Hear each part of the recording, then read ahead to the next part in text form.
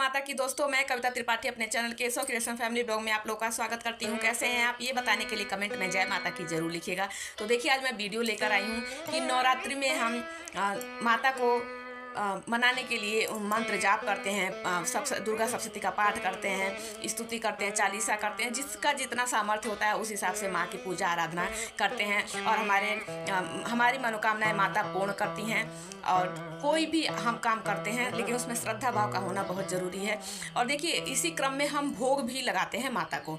तो माता को हम 9 दिन के सभी माता के 9 रूपों के अलग अलग 9 स्वरूपों के अलग अलग भोग भी होते हैं। जी हाँ, अलग अलग स्वरूपों के अलग अलग भोग लगाकर हम माता को प्रसन्न कर सकते हैं और जिससे कि माता हमारे मनोकामनाएं पूर्ण करती हैं। तो देखिए, नवरात्रि के 9 दिनों में हम कौन कौन से भोग लगा सकते हैं माता को प्रसन्न करने के लिए, कौन कौन से 9 स्वरूपों के कौन से 9 भोग हैं, वो इस वीडियो में मैं आप लोगों को जानकारी दूंगी। तो चलिए, ज़्यादा बातें न करते हुए वीडियो शुरू करती हूँ। तो देखिए, सर्वप्रथम आता है, सबसे पहला दिन आता है प्रतिपदा माँ शैलपुत्री का। तो माँ शैलपुत्री को हम देखिए, माँ शैलपुत्री को हम गाय के घी का भोग लगा सकते हैं। कोई भी अगर आप घर पे घी बनाते हैं तो बहुत ही उत्तम होता है, घर पे घी निकाल कर माता को, क्योंकि हम बाहर की शुद्धता का हमें नहीं मालूम होता है कि कैसे, अगर आप नहीं निकाल पाते हैं तब तो मजबूरी है, आप फिर भी किसी भी अच्छे ब्रांड का घी लेकर आप माता को भोग जरूर लगाइएगा। भोग लगाते समय इस बात का ध्यान रखिएगा, भोग आरती से पहले हमें लगाना चाहिए और 5 मिनट बाद, यानी आरती के 5 मिनट बाद आपको भोग उठा लेना चाहिए। ज़्यादा देर तक माता के सामने भोग हमें नहीं रखना चाहिए। तो ये सबसे पहले मैं बता देती हूँ, अगर 9 भोगों के अलावा माता को बतासा, ड्राई फ्रूट्स का भोग आप लगा सकते हैं और बीड़ा लगाया जाता है माता को लौंग, इलायची, बतासा या मिश्री के दाने रखकर। इन सब के अलावा 9 भोग में पहला माँ शैलपुत्री का मैंने बताया, गाय का घी का भोग आपको लगाना चाहिए पहले नवरात्रि के पहले दिन माँ शैलपुत्री को। जो आप भोग लगाएंगे माता को घी का, उसके बाद अगर आपके घर में छोटे बच्चे हैं तो उस घी का या तो आप सेवन कर सकते हैं, अगर छोटे बच्चे हैं, या तो जितने भी सदस्य हैं थोड़ा थोड़ा लेकर सभी को हल्के हल्के हाथों से हल्का हल्का अपने शरीर पे लगा लेना चाहिए। घी शरीर पर लगाने से समृद्धि आती है, तो इसलिए घी आप लगा भी सकते हैं। अगर सेवन करते हैं तो भोग जो आपने लगाया है घी का, उसका सेवन भी कर सकते हैं। माता को दूसरे दिन यानी माँ ब्रह्मचारिणी को हमें मिश्री का भोग लगाना चाहिए, यानी जो डले वाली मिश्री होती है, धागे वाली मिश्री होती है, उसको भी ले सकते हैं, दाने वाली मिश्री होती है उसको भी ले सकते हैं, नहीं तो शक्कर का भी भोग आप लगा सकते हैं। अगर मिश्री आपको नहीं मिलती है तो आप शक्कर का भी भोग माता को लगा सकते हैं। तो देखिए, माता को शक्कर का भोग लगाने से, मिश्री का भोग लगाने से हमारे रोगों का नाश होता है और माता को भोग लगाने के बाद उस भोग को आपको सेवन कर लेना है, सभी सदस्यों में बांट देना है। तो इससे माता सभी रोगों का, जितने भी आपके शरीर में रोग हैं उनका नाश करती हैं। तो भोग का सेवन आप जरूर कीजिएगा।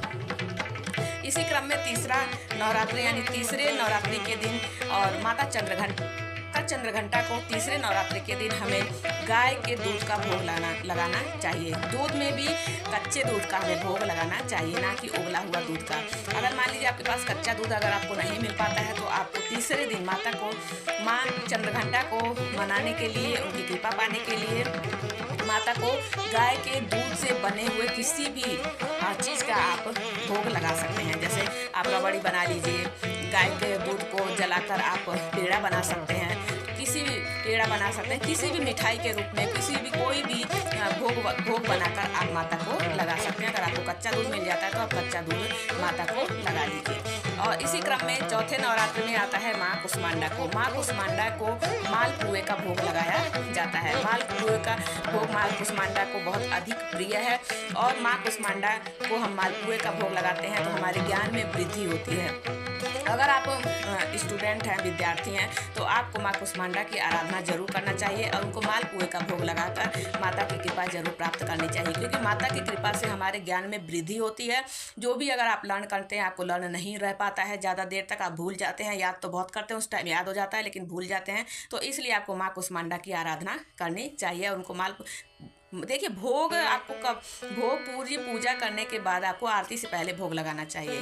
तो ये नहीं कि आप गए और माँ कुष्मांडा को भोग लगा दिया, ऐसा नहीं, पूजा करने के बाद ही आपको भोग लगाना है। तो माँ कुष्मांडा को मालपुए का भोग आपको जरूर लगाना चाहिए। इसी क्रम में स्कंद माता को आपको केले का भोग लगाना चाहिए।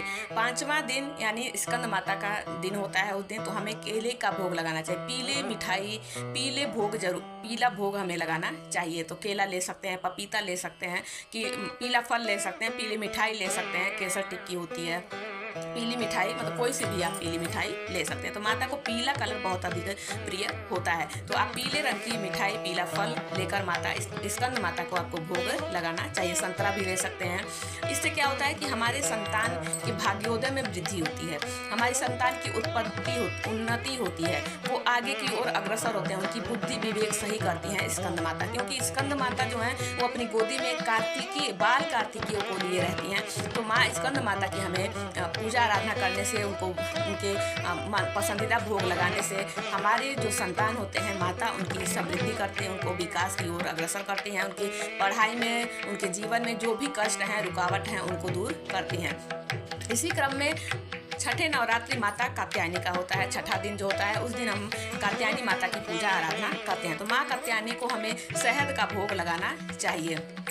आप शहद का भोग लगा सकते हैं, नाशपाती का भोग लगा सकते हैं माता को। तो माता के जो छठा स्वरूप है माँ कात्यायनी माता की पूजा आराधना करने से और उनको शहद का भोग लगाने से जो हमारे वैवाहिक जीवन में जितने भी कष्ट आ रहे हैं, कलह कलेश है, तो दाम्पत्य जीवन सुखी होता है माता कात्यायनी की पूजा आराधना करने से, उनको शहद का भोग लगाने से। उसके बाद उस शहद का भोग अपने परिवार में आप बांट सकते हैं, बच्चों को दे सकते हैं, आप शहद का सेवन कर सकते हैं जो माता को भोग आपने लगाया। तो माँ कात्यायनी माता को शहद का भोग जरूर लगाइएगा। अगला नवरात्रि यानी 7वां नवरात्रि जो आता है हमारा, वो होता है माँ कालरात्रि का दिन होता है। तो माँ कालरात्रि माता को काले तिल का भोग हमें जरूर लगाना चाहिए, गुड़ का भोग लगाना चाहिए माता। और जो माता का जो प्रिय कलर है वो काला है, यानी काला तिल गुड़ का भोग आपको जरूर लगाना चाहिए। और माँ कालरात्रि की पूजा आराधना करने से हमारे शत्रुओं का नाश होता है, वो मर नहीं जाते हैं, मतलब हमें वो कोई हानि नहीं पहुंचाते हैं। क्योंकि देखिए आजकल शत्रुओं की कमी नहीं है, आपके मुंह पे तो सब मीठे रहते हैं, लेकिन आपके पीठ पीछे होते ही, आपके तुरंत निकलते ही आपकी शत्रु कब कहाँ पैदा हो जाएंगे कुछ नहीं मालूम। क्योंकि कई बार होता है कि हम तो सोचते हैं कि ये इंसान हमारा मित्र है, लेकिन उसके मन में क्या चल रहा है, उसके अंदर क्या आपको लेकर भावना है, ये केवल भगवान ही जानते हैं, माता रानी ही जानती हैं। तो इसलिए शत्रुओं की कमी किसी को नहीं है, चाहे कोई हो, गरीब हो, अमीर हो, छोटा हो, बड़ा हो।